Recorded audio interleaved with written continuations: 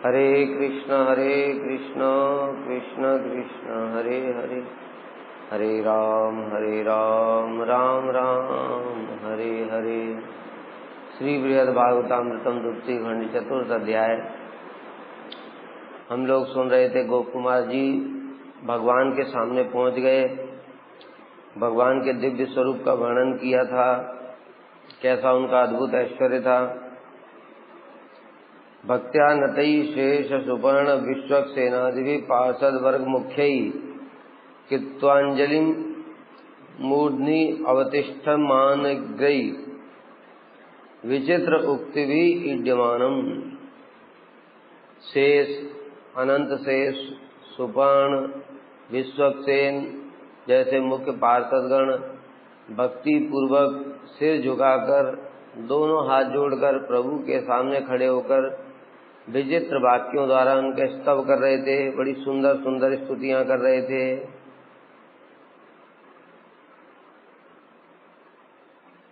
दोनों हाथ जोड़कर मस्तक पर रख के प्रभु के सम्मुख खड़े होकर के आदि शब्द से अर्थात नंद, सुनंद, जय, विजय, प्रबल, बल जितने भी वैकुंठ के पार्षद हैं। और इसमें बता रहे भागवत में नंद, सुनंद, जय, विजय, प्रबल, बल, कुमुद, कुमुदाक्ष, विश्वक्सेन, गरुड़, जयंत, श्रुतदेव, पुष्पवंत, सात्वत, ये सब मुख्य पार्षद हैं। ऐसे अनंत पार्षद हैं, अनंत वहां पर वैकुंठ के लोग हैं, लेकिन ये सब उनमें से प्रधान हैं। श्री नारद से अद्भुत नृत्य वीणा गीतादि भी भंगीमय चातुरी भी ताभ्याम प्रियाभ्याम कमलाधराभ्याम सार्धम कदाचित व्यसंतमुच्चई। श्री नारदस्य, नारद जी का अद्भुत नृत्य वीणा गीतादि, कभी नृत्य करते नारद जी, कभी वीणा बजाते। इस प्रकार से भंगीमय चातुरी भी, उनकी भंगीमय चातुरी देख करके प्रभु ताभ्याम प्रियाभ्याम अपनी प्रिया कमला और धरणी सहित कदाचित व्यसंतमुच्चई व्यसंतम हंसते थे आनंद से, जोर जोर से। वाह, बहुत सुंदर नारद जी ऐसे करे।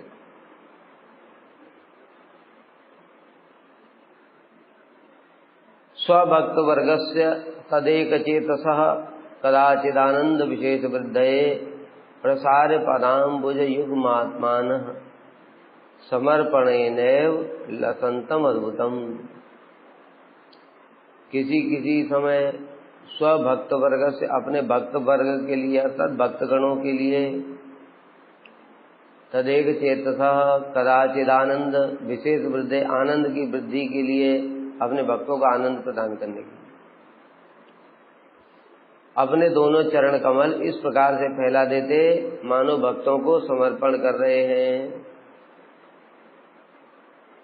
जैसे मान लो भक्त लोग कह रहे प्रभु आपके चरणों में साष्टांग प्रणाम है, नृत्य करते करते तो प्रभु अपने दोनों चरणों को ऐसे आगे कर देते तथा इस प्रकार वे अद्भुत क्रीड़ा करते। प्रभु के श्री चरण कमल भक्तों की ही संपत्ति है, किंतु वास्तव में चरण कमलों को दे देना संभव नहीं हो सकता। इसलिए उन्होंने अपने चरणों को फैलाकर मानो भक्तों को ही समर्पित कर दिया। बताए ना, भक्त लोग बार बार भगवान की स्तुति कर रहे हैं, अब उनके चरणों की वंदना कर रहे हैं, तो प्रभु कह रहे ठीक है, ये लो दोनों चरण तुम्हारी संपत्ति। और ऐसे करके उन्होंने अपने चरणों को फैला दिया। श्रीमद् भागवत में ब्रह्मा जी ने कहा है, अपनी अपनी अभिलाषा की पूर्ति के लिए विशुद्ध अर्थात भक्ति मार्ग से पूजा करने वाले भक्त जनों को भगवान कृपा पूर्वक अपने भक्त वांछा कल्पतरु चरण कमलों का दर्शन देते हैं। पुष्प पत्र के समान प्रभु के सुंदर श्री चरण अंगुलियों के नक्षचंद्र की चंद्रिका चमकती रहती है। पुष्प जो दल होता है इतना सुंदर कोमल कोमल लाल लाल होता है, उस प्रकार से प्रभु के भी सुंदर सुंदर कोमल कोमल चरण कमल हैं।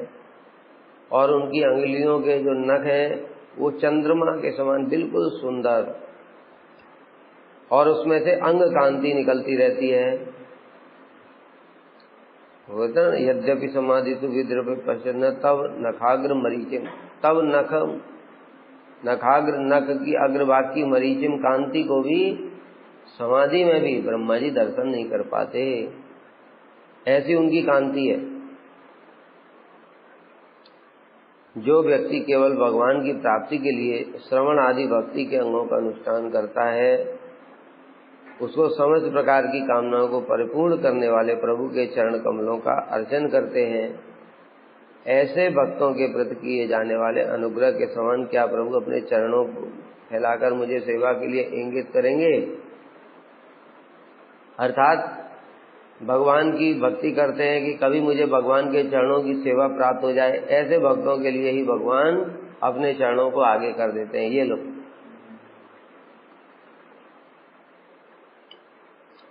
तद दर्शनानंद बरेण तेषाम विस्मृत्य शिक्षाम बत पार्षदानाम गोपाल हे जीवितम इति अवीक्षण क्रोशन्न धावम परिरंभणाय।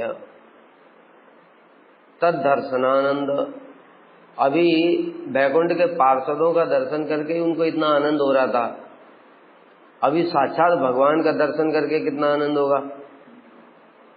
इसलिए बहुत अधिक आनंद हुआ गया, इतना ज्यादा आनंद हो गया कि अपनी आत्म विस्मृति हो गई। अब जितना ज्यादा आनंद हो गया, बुद्धि काम नहीं कर रही है। जब बुद्धि काम नहीं कर रही है तो फिर पार्षदों ने उनको सिखाया था, सुनो प्रभु को प्रणाम करना और प्रणाम करके एक साइड में हाथ जोड़ के खड़े हो जाना, सिर झुका करके। सब भूल गए, क्या करना था क्या नहीं करना था सब भूल गए, आत्मविस्मृति हो गई। इसलिए आनंद के आवेश में पार्षदों द्वारा प्रदान की शिक्षा को भूल गए और उच्च स्वर से कहते चुपचाप खड़े रहना वहां पे शांति, और वो सब भूल करके कहते हे गोपाल, हे मेरे जीवन स्वरूप, हे प्रभु।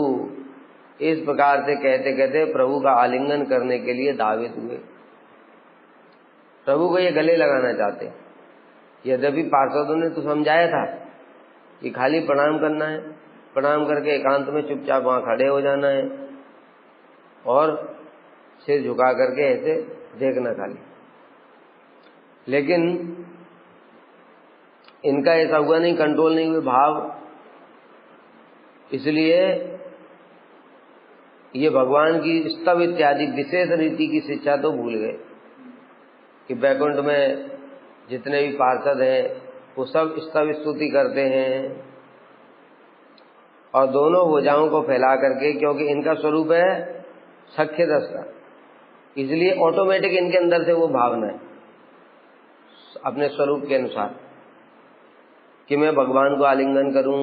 इसलिए उनकी ओर बड़ी जोर से दौड़े कि इस प्रकार से अत्यंत उत्कंठा सहित और उच्च स्वर से बुला बुला के हे गोपाल, हे गोपाल, हे मेरे जीवन स्वरूप प्राणनाथ। ऐसे कहते कहते मैं मोहग्रस्त हो गया।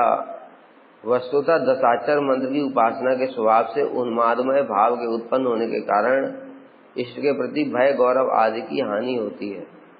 यहाँ पर बता रहे हैं कि जो गोपाल मंत्र जप किया था उसके कारण ही, गोपाल मतलब गोपाल कृष्ण के प्रति भय गौरव आदि की हानि होती है। मतलब कृष्ण के प्रति संभ्रम बुद्धि नहीं रह जाती, विश्रम बुद्धि आ जाती, क्योंकि वहां पर सेवा उसी प्रकार से।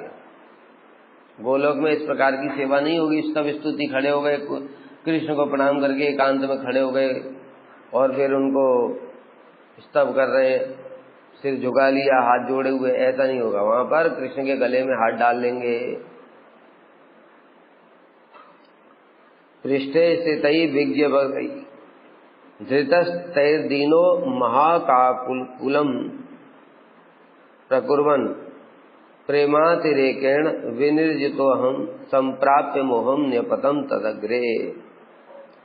मेरी ऐसी अवस्था देखकर पृष्ठे स्थितई, पीछे पार्षद खड़े हुए थे। कौन से पार्षद? जो मुझे लेकर के आए थे। वो समझदार थे। इसलिए जैसे ही इन्होंने उनका भावुकता देखा, पार्षदों ने पकड़ लिया जबरदस्ती पीछे से। जिस कारण मुझे अत्यंत दुख हुआ, क्योंकि वो चाहते थे जाकर के मैं कृष्ण को आलिंगन करूं, नारायण को, लेकिन पार्षदों ने पकड़ लिया। इस कारण उनकी जो भावना थी उसमें बाधा हुई, तो उनको बड़ा दुख हो गया।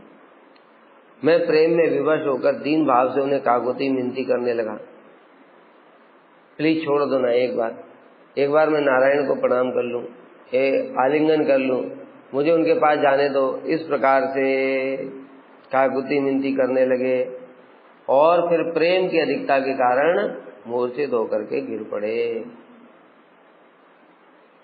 प्रेम की अधिकता अवस्था चित्त के परम वशीभूत हो जाने के कारण पार्षदों से अत्यधिक काकुति मिनती करते करते भगवान के सामने ही मूर्छित होकर के गिर गए। उत्थाप्य तेरे बलाचिरेण संज्ञाम प्रणीतो अश्रु निपात विघ्नम सम्मार्जनेन अभिभवन कराभ्याम नेत्रे प्रयत्नाद उदमीलयम द्वे। उत्थाप्य उठाया, तेरे बलचिरेण बलपूर्वक उठा करके चेतन किया। जो पार्षद दोनों है, बलपूर्वक क्यों बोला गया है? वहां तो कोई बल की आवश्यकता नहीं होती है, क्योंकि ये पूरा एकदम शरीर से अचेतन हो गए, इसलिए चेतन हो गए। जब कोई अचेतन हो जाता है, मूर्छित हो जाता है, तो उसको पूरा फिर बड़ा शरीर लूज हो जाता है, तो बड़ा बलपूर्वक उठाना पड़ता है। इसलिए कह रहे हैं बलपूर्वक उठा करके फिर कहा रे गोपकुमार उठो, ऐसे करके उनको सचेत किया। किंतु अभी ये प्रेमाविष्ट हो चुके हैं, इसलिए प्रबल अश्रुपात के कारण नेत्रों से निरंतर अश्रुधारा प्रवाहित हो रही है। ये सब भगवान के दर्शन का फल है और वहां का स्वभाव भी है प्रेम। मुझे प्रभु के दर्शन में अब इतने आंखों से आंसू बहे जा रहे हैं, तो दर्शन ठीक से हो नहीं रहा है, धुंधला धुंधला दिख रहा है, इसलिए प्रभु के दर्शन में विघ्न होने लगा। इसलिए मैंने यत्न पूर्वक, अरे जल्दी आंसू को पोंछो, भगवान का इतना सुंदर दर्शन हो रहा है, ये आंसू बाधा दे रहे, इसलिए जल्दी जल्दी आंसू पोंछे और नेत्रों को खोला।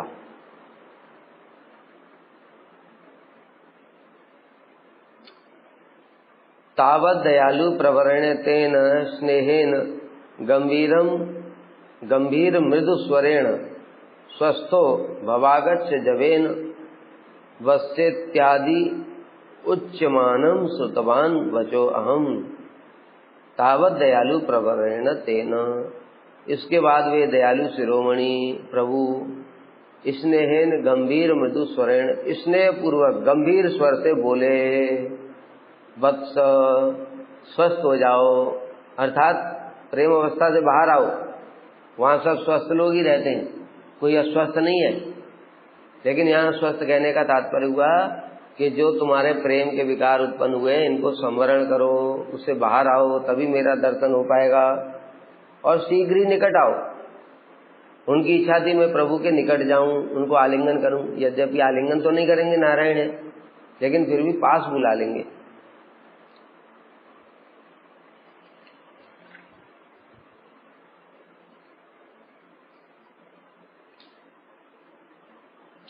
मेरे मोहग्रस्त होने के समय से लेकर स्वस्थ होने तक उन दयालु शिरोमणि श्री भगवान ने मेरे प्रति स्नेह के कारण गंभीर और कोमल स्वर से कहा, हे वत्स स्वस्थ हो जाओ, मेरे निकट शीघ्र आ जाओ। आदि आदि आदि शब्द का तात्पर्य क्या है? मेरे प्रति गौरव आदि का त्याग करो। अर्थात जो वैकुंठ के पार्षद गण है उन सबके अंदर गौरव बुद्धि रहती है, लेकिन नारायण इनसे कह रहे इनका स्वरूप जानते हैं नारायण, तो ये गोप कुमार है, इसलिए कह रहे मेरे प्रति गौरव आदि का त्याग करो। सब प्रकार से भय रहे, और ये भी भय मत करो कि अरे ये तो भगवान है, प्रभु है, मैं इनके पास कैसे जाऊंगा, मेरा तो अधिकार ही नहीं है। इसलिए इस प्रकार से भय रहित हो जाओ, मेरे साथ मिलो और बातचीत करो। प्रभु द्वारा इस प्रकार के वचन बोलने का कारण था कि वे दयालु शिरोमणि थे।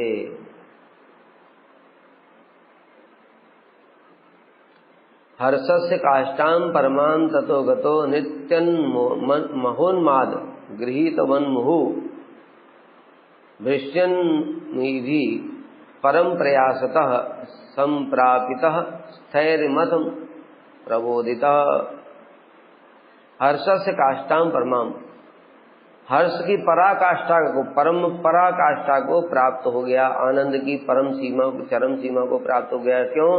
क्योंकि नारायण ने स्वयं, प्रभु ने ऐसे बोला, अरे तुम भय को छोड़ो, गौरव को छोड़ो, मेरे पास आ जाओ, बातचीत करो मुझसे। इसलिए आनंद की चरम सीमा को प्राप्त हो गया, क्योंकि पार्षदों ने रोक दिया था, इसलिए उनको बड़ा दुख हुआ था। तथा महाउन्माद के वशीभूत होकर के, और इतना आनंद हुआ नारायण की बात सुन करके कि उन्माद हो गया और बार बार नृत्य करने लगे। इसके बाद पार्षदों ने अत्यधिक प्रयास के साथ मुझे स्थिर किया। पार्षदों ने कहा, अरे गोप कुमार अपने आप को संभालो, अरे देखो नहीं प्रभु तुमको बुला रहे। इसलिए मुझे स्थिर किया और समझाया। क्यों ऐसा बोल रहे हैं? क्योंकि मैं आनंद के सागर में निमग्न हो गया, और प्रेमी भक्त का ऐसा लक्षण होता है, उसका पैर कभी इधर पड़ता है, कभी उधर पड़ता है, कभी हंसने लगता है, कभी रोने लगता है, कभी नाचने लगता है, कभी नृत्य करने लगता है, कुछ कुछ होता रहता है। इसलिए वो बार बार नृत्य कर रहे थे, और नृत्य करते हुए भूमि पर गिर जा रहे थे। तब उन पार्षदों ने बड़े यत्नपूर्वक स्थिर किया, अरे वो वहां देखा नहीं तुम्हें भगवान बुला रहे, तो अपने आप को संभालो और भगवान के पास जाओ। इस प्रकार अनेक सांत्वना वचनों के द्वारा मुझे समझाने लगे। श्री भगवान उवाच स्वागतम स्वागतम वत्स दिष्टया दिष्टया भवान मया संगतो अत्र त्वदीच्छायां चिरम उत्कंठितेन ही। भगवान ने कहा, हे वत्स, स्वागत है, स्वागत है, मेरा परम सौभाग्य है, सौभाग्य है। मैं बहुत दिनों से तुम्हें यहाँ पर देखने के लिए उत्कंठित था। अब यहाँ से बिल्कुल स्पष्ट है कि जो भगवान के अवतार हैं सब एक ही है, तत्वगत। क्योंकि नारायण तो इनको नहीं देखना चाहते, वास्तव में तो कृष्ण इनको देखना चाहते हैं। इनके जो गुरु जी हैं जयंत, वो जयंत जो है वो उनको कृष्ण ही भेजा है। लेकिन अभी क्योंकि कृष्ण और नारायण में तत्वगत कोई भेद नहीं है, दूसरी बात इनकी इच्छा भी थी वैकुंठ जाने की, तो इसलिए ये योग्य भी हैं। इसलिए नारायण भी यहाँ पर कह रहे हैं कि मैं तुमको देखना चाहता था, तुम आकर के मेरा दर्शन करो वैकुंठ में। इसलिए उन्होंने पार्षदों को भेजा।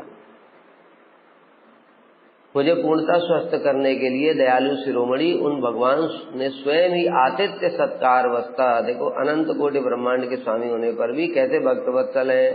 भगवान कह रहे स्वागत है, स्वागत है, मेरा सौभाग्य है अपने भक्त के लिए। हर्ष के कारण 2 बार कहा गया है स्वागत है, स्वागत। मैं बहुत दिन से तुम्हें देखने के लिए उत्कंठित था। बहुत सौभाग्य का विषय है कि आज वैकुंठ में तुम्हारा साक्षात दर्शन कर रहा हूँ। बहुनि गमितान्यंग जन्मान भवता सखे कथंचिदपि मय्या विमुख्यम किंचित कारिण। हे सखे, तुमने बहुत जन्म बिता दिए, किंतु किसी प्रकार से भी मेरे पर थोड़ी सी उन्मुखता नहीं दिखाई। ये भगवान सबके लिए ही ऐसा बोलते, सभी जीवों के लिए भगवान की यही भावना है ना। द्वा सुपर्णा सयुजा सखाया समानम वृक्षम परिसस्व जाते तयोर अन्यम पिप्पलम स्वाद्वती अनस्नन्यो विचार। द्वा सुपर्णा सयुजा सखाया, एक ही वृक्ष पर, शरीर रूपी वृक्ष पर 2 पक्षी बैठे हैं, उनका परस्पर सख्य भाव है।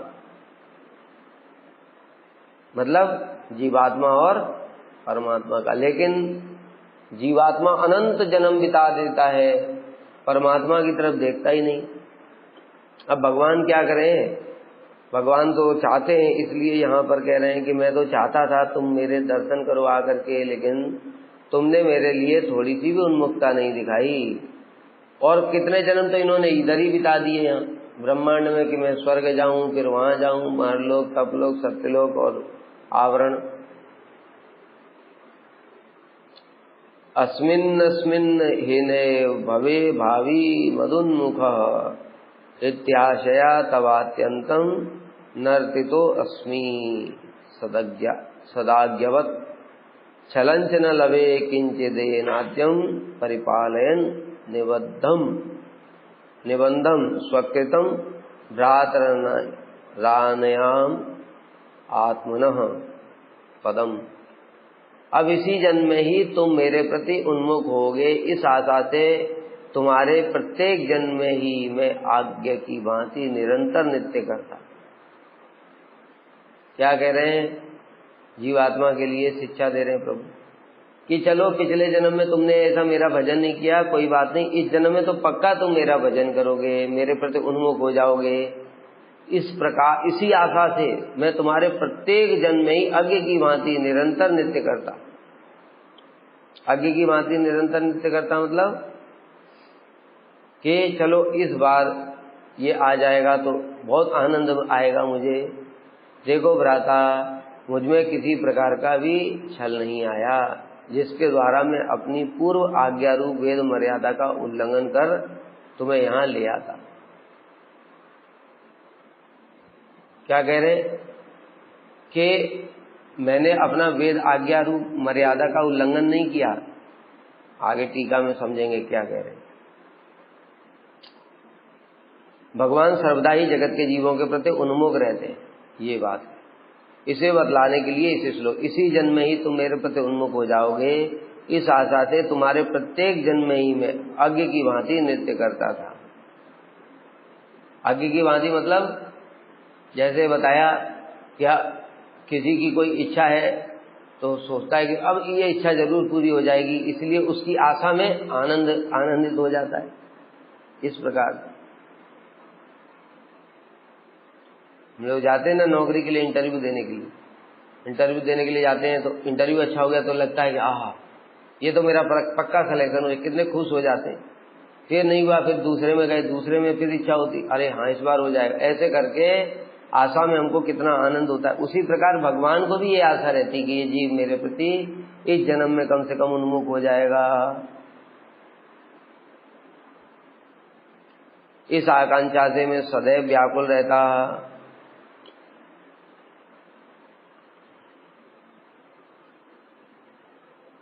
अथवा इस जन्म में मेरे उन्मुख न होने पर, अर्थात तुम्हारे द्वारा भविष्य में विभिन्न जन्म ग्रहण करने के द्वारा मेरी भी विचित्र अवस्थाएं होंगी। अतः दोनों अर्थ ही उचित हैं। अगर इस जन्म में तुम मेरे प्रति उन्मुख नहीं हुए तो भविष्य में भी तुम दूसरा जन्म लोगे, और इस प्रकार से मेरी भी विचित्र अवस्थाएं होंगी। तुम इसी जन्म में मेरे प्रति उन्मुख हो गए, इस आशा से मैंने अबोध की भांति बहुत दिनों तक नृत्य किया। अबोध के समान कहने से उनमें गोप कुमार के दर्शन की विशेष उत्कंठा का बोध होता है। तो अब जो दूसरी बात थी कि अच्छा अगर आपको इतनी उत्कंठा थी तो आप स्वयं ही क्यों नहीं आ गए, आप तो सर्वशक्तिमान है, मुझे अपने पास ले आते। यही जीव, हम लोग यही कहते सब, भगवान को दोषारोपण जो कर। इसका उत्तर श्री सनातन गोस्वामी दे रहे हैं।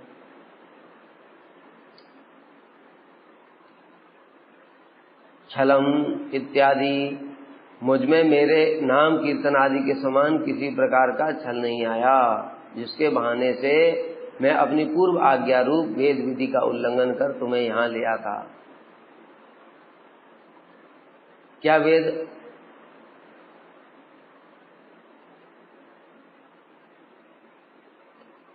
इत्यादि की मर्यादा का मतलब क्या हुआ कि मैंने जो शास्त्र में विधान किया है कि बद्ध जीव भजन करेगा, मेरे नामों का आश्रय लेगा।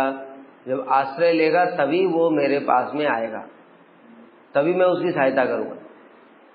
क्योंकि अगर ऐसा भगवान नहीं करते तो फिर जीव की स्वतंत्रता में बाधा उत्पन्न हो जाती ना। इसलिए यहाँ सब कह रहे हैं मैंने जो वेद मर्यादा स्थापित करी है, मैं कभी भी किसी की स्वतंत्रता में हस्तक्षेप नहीं करता, इसलिए ये कह रहे हैं।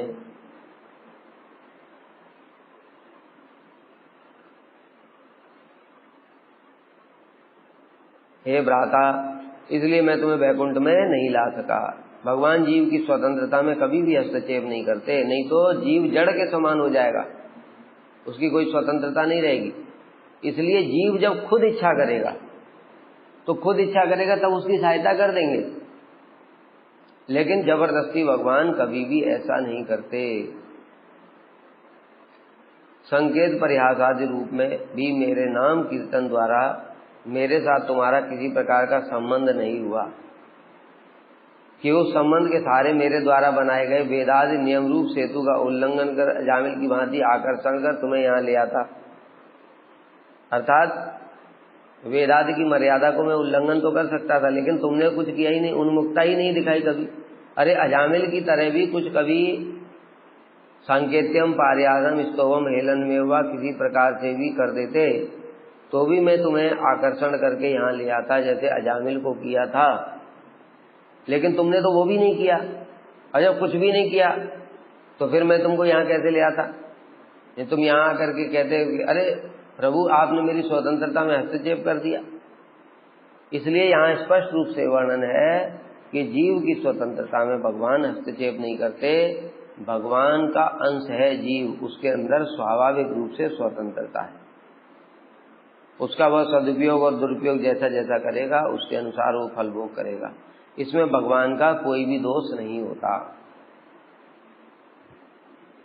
और जब ऐसा हुआ ही नहीं तब मैं अनुचित संबंध द्वारा तुम में अनर्थ उत्पत्ति होने के भय से दुखित रहने लगा। मतलब जब तुमने कभी मेरा नाम नहीं लिया, कभी मुझे पुकारा नहीं, कभी मेरे प्रति उन्मुख नहीं हुए, तब मैं अनुचित संबंध द्वारा तुम में अनर्थ उत्पत्ति होने के भय से। अनुचित संबंध द्वारा मतलब तुम्हारा संबंध तो मुझसे था, लेकिन तुम अनुचित संबंध बना करके जगत के लोगों से बैठ गए, माया से संबंध बना लिया तुमने। अब तुम्हें अनर्थ उत्पन्न हो जाएंगे, इस कारण से मैं दुखी रहने लगा कि देखो मैं इसका मित्र हूँ, मैं इसका बंधु हूँ, ये मेरा मित्र है, सखा है, मेरे को छोड़ करके ये कहाँ जा रहा है, इस कारण से मैं दुखी हो गया। जैसे कोई पिता है और उसके सामने ही उसका पुत्र शराब पीने लगे, पाप इत्यादि करने लगे, उल्टे सीधे कर्म करने लगे, तो पिता को बड़ा दुख होता है। इसी प्रकार से भगवान को भी दुख होता है। तत्ते मय्य कृपाम वीक्ष्य व्यग्रो अनुग्रह कातर अनादिन से तुमुल्लंघ्य त्वज्जन्मेदम अकारयम् श्रीमद् गोवर्धने तस्मिन् निज प्रियतमास्म पदे स्वयं एव अभवम तात जयंत आख्या सते गुरु।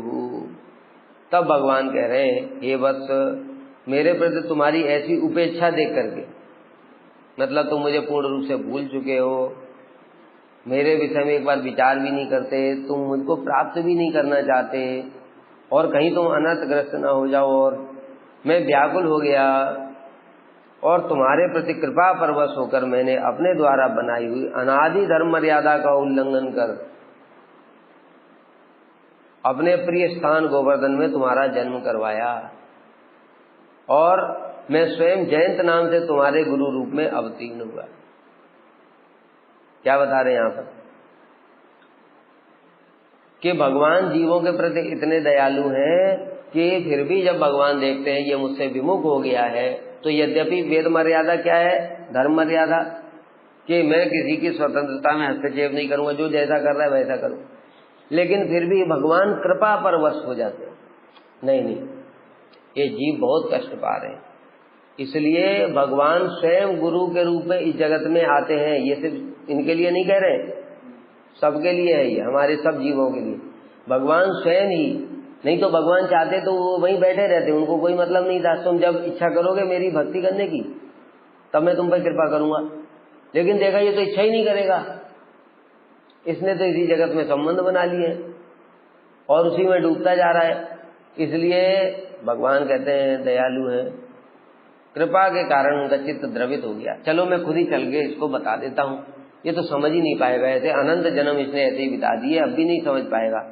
इसलिए भगवान स्वयं ही आश्रय जाती है, भगवान के रूप में अर्थात गुरु के रूप में जगत में अवतरित होकर के जीवों को कहते हैं, अरे भाई क्या कर रहा है तू, यहाँ पर सुख नहीं मिलेगा तुझे, ये दुखों का घर है, इसलिए तू भगवान का भजन कर, भगवान का आश्रय लेगा तो भगवान बड़े दयालु हैं, वो तुझे इस माया के जंजाल से मुक्त करके अपने पास बुला लेंगे।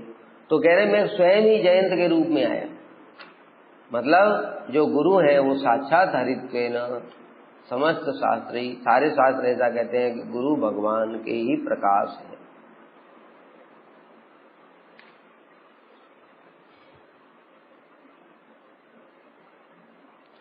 यदि प्रश्न हो कि मुझ पर आपकी कृपा किस प्रकार से हुई, इसकी आकांक्षा में कह रहे हैं मेरे प्रति तुम्हारी उपेक्षा देखकर मैं समझ गया कि तुम मुझ पर किसी प्रकार का अनुग्रह नहीं करोगे। भगवान उल्टा कह रहे हैं, मेरे प्रति अनुग्रह नहीं करोगे मतलब मेरा भजन करोगे ही नहीं, मेरा नाम भी नहीं लोगे, मेरे प्रति उन्मुख भी नहीं होगे। बताओ भगवान की कैसी दया देखो। भगवान सर्वशक्तिमान होकर भी कह रहे हैं कि तुम मेरा नाम लोगे तो तुम मेरे प्रति अनुग्रह कर रहे हो। वास्तव में भगवान के प्रति कोई क्या अनुग्रह करेगा, भगवान ही जीवों के प्रति अनुग्रह कर रहे हैं, लेकिन फिर भी भगवान अपने भजन वालों के प्रति, करने वालों के प्रति इतना दयालु है कि वो उनके भी ऋणी जैसे प्रतीत होते हैं। मेरे प्रति तुम्हारी कृपा का अभाव देख करके मैं व्याकुल होकर तुम पर अनुग्रह करने के लिए विवश हो गया, ये नहीं कभी मेरे पास आएगा, इसलिए मैं ही चलता हूँ। जैसे बताए ना कि अब कोई पुत्र है, अब वो पापों में डूब गया, शराब पीता है, पिता को भी भूल गया, सब उल्टे पुल्टे कष्ट पा रहा है, बहुत कष्ट पा रहा है। तब पिता स्वयं ही उसके पास चला जाता है, वो ऊपर से अभिमान के कारण मैं क्यों जाऊंगा उनके पास, तो पिता किंतु दयालु है, इसलिए कृपा परवश होकर के पुत्र के पास में चला जाता है। चलो बेटा कोई बात नहीं, तुम घर चलो, तुम्हें सुख मिल जाएगा, ये सब छोड़ दो। तो इस प्रकार से पिता बड़े दयालु हैं, उसी प्रकार से भगवान भी इससे कोटि गुना दयालु। अतः मैंने अपने द्वारा बनाई हुई अनादि सेतु रूप धर्म मर्यादा का उल्लंघन कर अपने प्रियतम स्थान उस गोवर्धन क्षेत्र में तुम्हारा जन्म करवाया। प्रियतम स्थान मतलब भगवान की लीला स्थली है। अब देखो यहाँ पर यद्यपि नारायण कभी लीला नहीं करते, वहां गोवर्धन में नारायण की क्या लीला है, लेकिन बताए ना अभी तत्व विचार से ही कह रहे हैं, क्योंकि तत्व से नारायण कृष्ण में कोई भी भेद नहीं है। तो नारायण जो कह रहे हैं वो कृष्ण ही कह रहे हैं।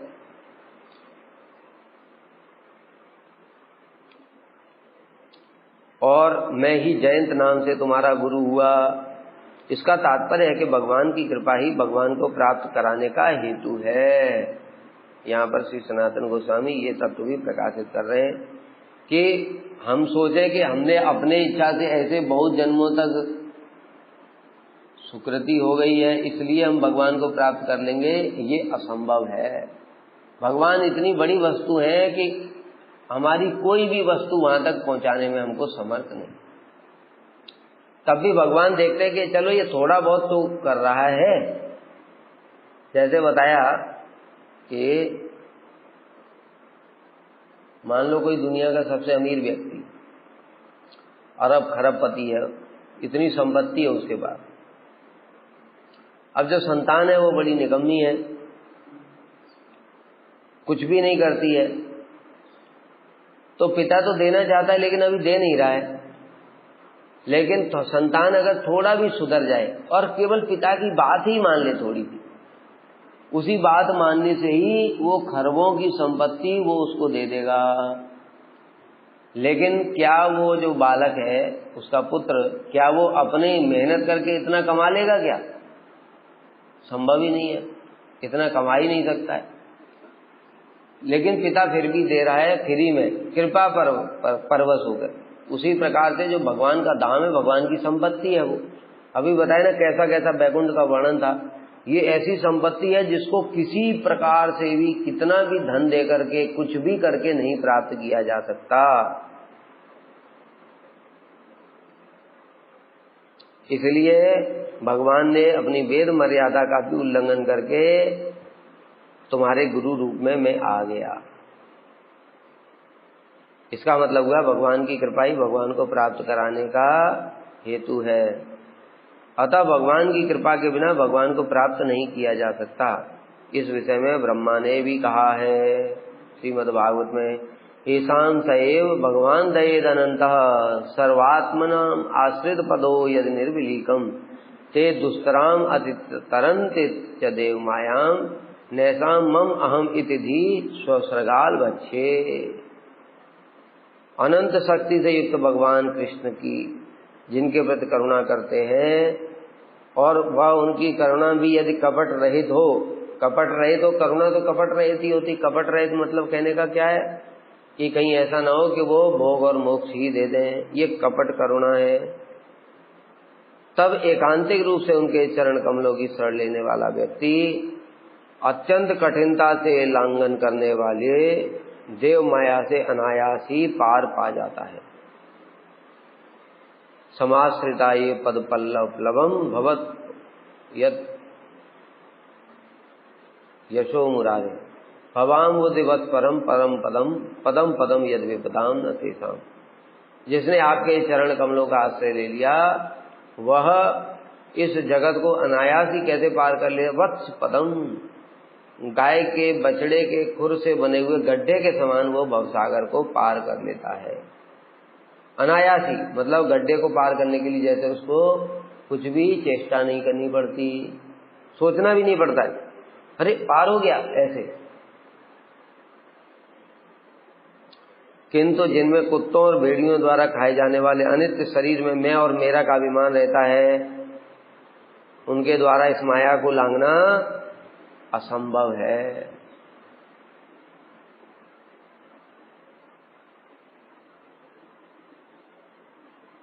यहाँ पर निष्कपट कृपा क्यों कही गई है, पहले ही बताया कि भगवान कभी भी भगवान की किसी चीज में कपटता नहीं है।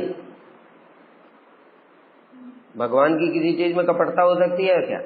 गुरु वैष्णवों की चीज में कपटता हो सकती है क्या?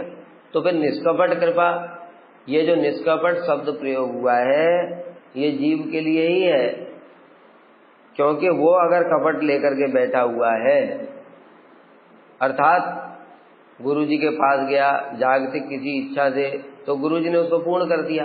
इसमें गुरु जी की क्या कपटता है? गुरु जी की कोई कपटता नहीं, कपटता शिष्य की ही है। तो इसलिए वो तो तब भी कृपा कर रहे, तुमको जो चाहिए था उन्होंने दे दिया। लेकिन निष्कपट कृपा का मतलब है अगर शिष्य निष्कपट होकर के जाएगा तो गुरु जी उसको शुद्ध भक्ति प्रदान करेंगे और शुद्ध भक्ति के द्वारा ही वो भगवान के धाम को प्राप्त कर सकता है। क्योंकि भगवान की साधारण कृपा सभी जीवों की समस्त कामनाओं को पूर्ण कर देती है।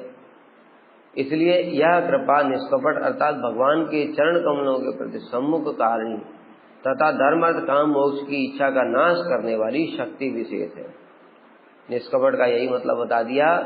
धर्म प्रोज्जित कहत वो अत्र परमो निर्मत शरणाम सता। प्रोज्जित प्रकृष्ट रूपेण उज्जित रहित है, कहत वो अत्र कपट रहित है। ये जो श्रीमद् भागवत है इसमें एक धर्म का वर्णन है, वो धर्म कपटता से रहित है। कपटता क्या है? धर्म अर्थ काम और मोक्ष। अब ये इच्छा कौन करता है? ये धर्म अर्थ काम मोक्ष की क्या भगवान इच्छा करते हैं? जीव करता है। अब जीव चाहता है मुझे धर्म अर्थ काम मोक्ष मिले, तो भगवान की क्या गलती है इसमें? इसलिए उनकी कृपा को हम कपटता नहीं कह सकते, जीव की ही कपटता है। जीव की कपटता के अनुसार भगवान भी वैसी ही कृपा कर देते हैं, इसलिए उसको कपट कृपा कहा गया है। वास्तव में उनकी कृपा में कोई कपटता नहीं, क्योंकि अगर जीव की इच्छा पूरी नहीं करते तो वो जीव फिर परेशान हो जाता कि लो मैं तो ये मांगा था, आपने क्या दे रहे, मैंने तो ये चाहिए ही नहीं। इसलिए भगवान ने कहा ठीक है भाई तुम यही ले लो। दूसरी ओर जो ये सब नहीं चाहते धर्म अर्थ काम मोक्ष, उनको भगवान अपनी शुद्ध भक्ति और वैकुंठ प्रदान कर देते हैं। मोक्ष को तुच्छ करने वाले वैकुंठ को प्राप्त कर लेता है। अतः भगवान की कृपा प्राप्त करने वाले व्यक्तियों में कुत्तों और भेड़ियों द्वारा बच्चे अनित्य देह में मैं और मेरा का अभिमान नहीं रहता। इसलिए जब उनकी निष्कपट कृपा हो जाती है, जीव अपने स्वरूप में प्रतिष्ठित हो जाता है, तब उसमें ये जो शरीर है, जड़ शरीर, जिसको कि कुत्तों और भेड़ियों क्यों बोला, मतलब मर जाता है, शरीर छोड़ दिया तो कुत्ते नोच के खा जाते हैं, भेड़िए खा जाते हैं, अथवा जला देंगे राख बन जाएगा, अथवा कीड़े खा जाएंगे। इस प्रकार से इस अनित्य देह में मैं और मेरा का अभिमान नहीं रहता। उनके अंदर एक अभिमान रहता, मैं कृष्ण का दास हूँ और कृष्ण ही मेरे प्रभु हैं। अथा भगवान से संबंधित वस्तुओं तथा उनमें अनुरक्त व्यक्तियों में ही ऐसा अभिमान होता है, और किसी में ऐसा संबंध संभव ही नहीं है कि उनमें शरीर का अभिमान छूट जाए।